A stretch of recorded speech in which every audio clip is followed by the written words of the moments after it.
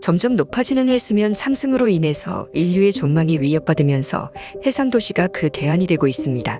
국제연합에서는 이러한 위기 대응을 위해 지구상의 한 장소를 정해 인류의 존망을 위협하는 해수면 상승에 대응하기 위한 국제 해상도시 프로젝트를 건설하기로 발표했습니다. 많은 나라들이 이 프로젝트의 후보지로 선정되길 원했으나 최종으로 결정된 곳은 다름 아닌 한국의 부산광역시가 결정됐습니다. 국토전략TV 전지구적 해수면 상승 위기에서 가장 안전한 나라 중에는 바로 대한민국이 있습니다. 남북극의 빙하가 모두 녹게 되면 66m의 해수면 상승이 일어나게 됩니다. 이 경우 대다수의 나라들이 침몰을 겪게 되고 모든 대도시들은 침몰하게 되지만 세계 10위권 국가 중에서는 유일하게 한국만 이 위기에서 안전합니다. 특히 동북아시아에서 일본과 중국의 해안 평야지대는 역사 속으로 영영 사라져버리게 되고 산악지형이 많은 한반도는 피해가 심한 다른 나라들에 비해서 비교적 안전합니다. 바로 우리 조상들이 주요 대도시들을 자연재해로부터 안전한 위치에 도시를 세웠던 것입니다. 그뿐 아니라 한국은 향후 기후변화 대응에 핵심 에너지 생산 기술인 핵융합 발전, 소형 원자로 건설 등 핵심 기술 원천 기술을 한국이 보유하고 있고 배터리 기술, 수소차 상용화에서도 가장 앞선 위치에 있는 상황에서 글로벌 엘리트들은 한국을 주목하고 있습니다.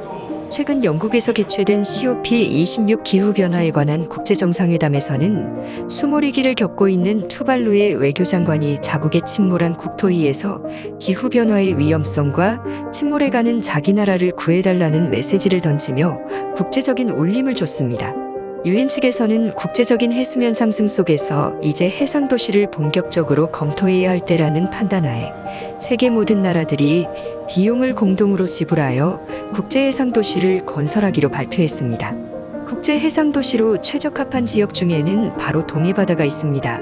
태평양과 같은 거대한 바다로부터 안전하게 사방이 육지로 둘러싸여 있고 또 난류와 한류가 교차하여 안정적인 수산자원 확보가 가능합니다. 특히 울릉도와 독도 주변은 여름엔 심하게 덥거나 겨울에 춥지 않은 지중해성 기후대 혹은 서한해양성 기후대에 가까운 쾌적한 기후대를 지닌 지역입니다. 이곳에 해상도시의 건설은 오래전 한국에서도 논의가 되어온 프로젝트입니다. 그런데 정말로 유엔에서 추진하는 해상도시 프로젝트가 한국에 선정된 것입니다.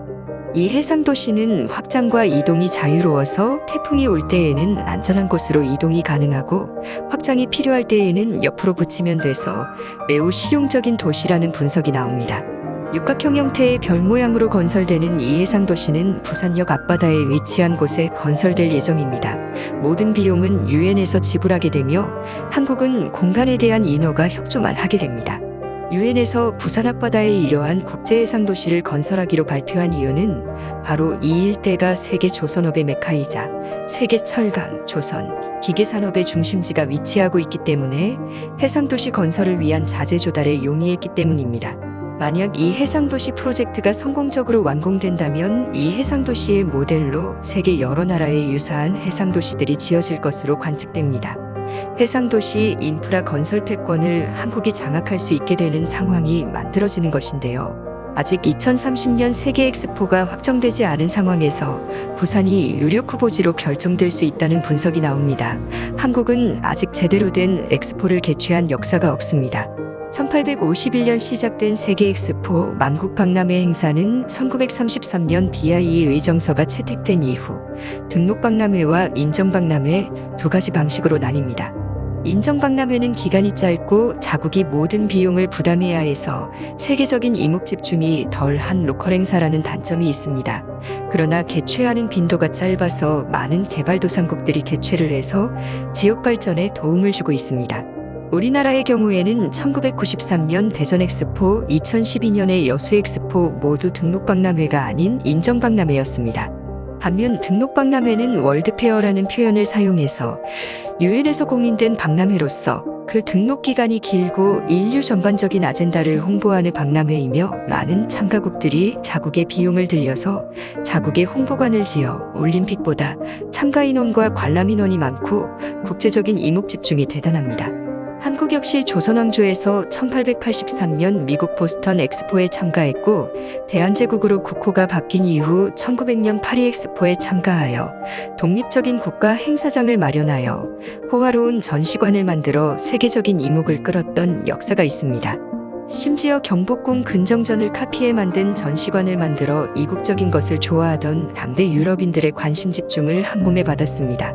그런데 거의 100여 년 만에 한국이 정식적으로 등록 세계 엑스포 행사를 유치를 선언한 것입니다. 최초로 부산에서 세계 엑스포가 개최를 신청함과 동시에 유엔에서 해당 일정에 맞춰서 해상도시 건설을 추진한다고 밝히면서 행사 유치가 거의 확실해지는 게 아니냐는 분석까지 나오고 있습니다. 한국은 이미 2012년 여수에서 엑스포 행사 중 등록 엑스포 행사가 아닌 인정 엑스포 행사를 성황리에 개최하면서 세계 석유화학의 중심 도시로 떠오르기 시작했습니다. 유엔에서는 부산 앞바다에 건설할 해상도시를 엑스포가 개최될 2030년 이전에 모두 완공하기로 해서 만약 부산에서 등록 엑스포 행사까지 유치가 이뤄지게 된다면 세계적인 관심 집중이 상당할 것으로 관측됩니다. 현재 2030 등록 박람회 개최를 희망한다고 발표한 도시는 부산을 제외하고 러시아 모스크바시가 있습니다. 현재 러시아는 우크라이나 크림반도 강제병합 사태, 시리아 내전 개입, 벨로루스 국경 사태 등의 이유로 국제적인 제재를 받고 있는 상황입니다. 이 때문에 가장 유력한 도시는 한국이 될 가능성이 높은 상황인데요. 현재까지 올림픽, 월드컵 등록 박람회를 모두 개최한 나라는 프랑스, 미국, 캐나다, 일본, 독일, 이태리 이렇게 6개 나라밖에 없는 상황입니다. 만약 한국이 2030년 등록 엑스포를 개최하게 되면 7번째 나라가 되는 것인데요. 국제적 기후위기 속에서 치러지는 이번 엑스포는 세계 기후변화가 메인 콘셉트가 돼서 전 세계에서 6개월여 동안 많은 참가국들의 방문이 이뤄질 것으로 관측됩니다. 현재 부산항은 기후변화로 인해 연중상시 개방할 것을 선언한 북극 항로의 최대 수혜 항만 중 하나입니다. 동아시아 지역의 모든 물류가 부산항만을 거쳐서 북극 항로로 이어질 것으로 관측될 뿐 아니라 북미로 향하는 최단거리 항로의 거점 역시 부산항이 될 것으로 관측됩니다. 거기에 더해서 러시아와 북미로 연결되는 철도 노선의 종착지 역시 부산항이 될 것으로 결정되면서 부산항은 한반도뿐 아니라 동아시아의 물류허브로서의 기능을 해나갈 것으로 관측됩니다.